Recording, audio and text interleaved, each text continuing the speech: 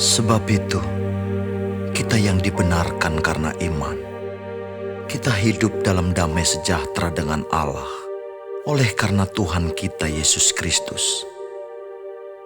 Oleh Dia, kita juga beroleh jalan masuk oleh iman kepada kasih karunia ini. Di dalam kasih karunia ini kita berdiri, dan kita bermegah dalam pengharapan akan menerima kemuliaan Allah. Dan bukan hanya itu saja, kita malah bermegah juga dalam kesengsaraan kita. Karena kita tahu bahwa kesengsaraan itu menimbulkan ketekunan. Dan ketekunan menimbulkan tahan uji. Dan tahan uji menimbulkan pengharapan. Dan pengharapan tidak mengecewakan, karena kasih Allah telah dicurahkan di dalam hati kita oleh Roh Kudus yang telah dikaruniakan kepada kita.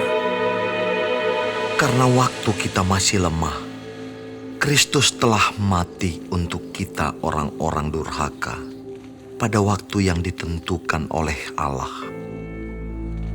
Sebab tidak mudah seorang mau mati untuk orang yang benar, tetapi mungkin untuk orang yang baik ada orang yang berani mati.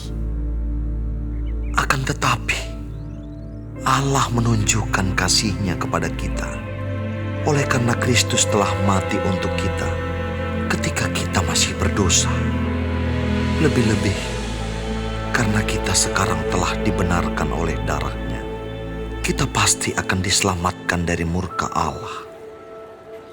Sebab jikalau kita ketika masih seteru diperdamaikan dengan Allah oleh kematian anaknya, lebih-lebih kita yang sekarang telah diperdamaikan pasti akan diselamatkan oleh hidup-Nya.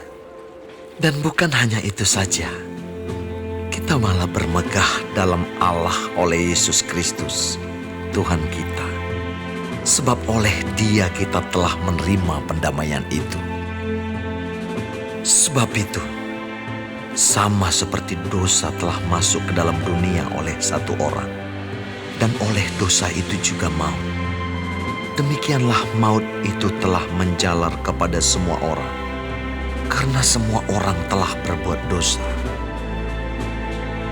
Sebab sebelum hukum Taurat ada, telah ada dosa di dunia. Tetapi dosa itu tidak diperhitungkan kalau tidak ada hukum Taurat. Sungguh pun demikian, maut telah berkuasa dari zaman Adam sampai kepada zaman Musa, juga atas mereka yang tidak berbuat dosa dengan cara yang sama seperti yang telah dibuat oleh Adam, yang adalah gambaran Dia yang akan datang. Tetapi karunia Allah tidaklah sama dengan pelanggaran Adam. Sebab jika karena pelanggaran satu orang semua orang telah jatuh di dalam kuasa maut, jauh lebih besar lagi kasih karunia Allah dan karunia-Nya yang dilimpahkannya atas semua orang karena satu orang, yaitu Yesus Kristus. Dan kasih karunia tidak berimbangan dengan dosa satu orang. Sebab penghakiman atas satu pelanggaran itu telah mengakibatkan penghukuman. Tetapi penganugerahan karunia atas banyak pelanggaran itu mengakibatkan pembenaran. Sebab jika oleh dosa satu orang, maut telah berkuasa oleh satu orang itu, maka lebih benar lagi mereka yang telah menerima kelimpahan kasih karunia dan anugerah kebenaran akan hidup dan berkuasa oleh karena satu orang itu, yaitu Yesus Kristus. Sebab itu, sama seperti oleh satu pelanggaran, semua orang beroleh penghukuman. Demikian pula oleh satu perbuatan kebenaran, semua orang beroleh pembenaran untuk hidup. Jadi sama seperti oleh ketidaktaatan satu orang, semua orang telah menjadi orang berdosa. Demikian pula oleh ketaatan satu orang, semua orang menjadi orang benar. Tetapi Tapi hukum Taurat ditambahkan supaya pelanggaran menjadi semakin banyak. Dan di mana dosa bertambah banyak, di sana kasih karunia menjadi berlimpah-limpah.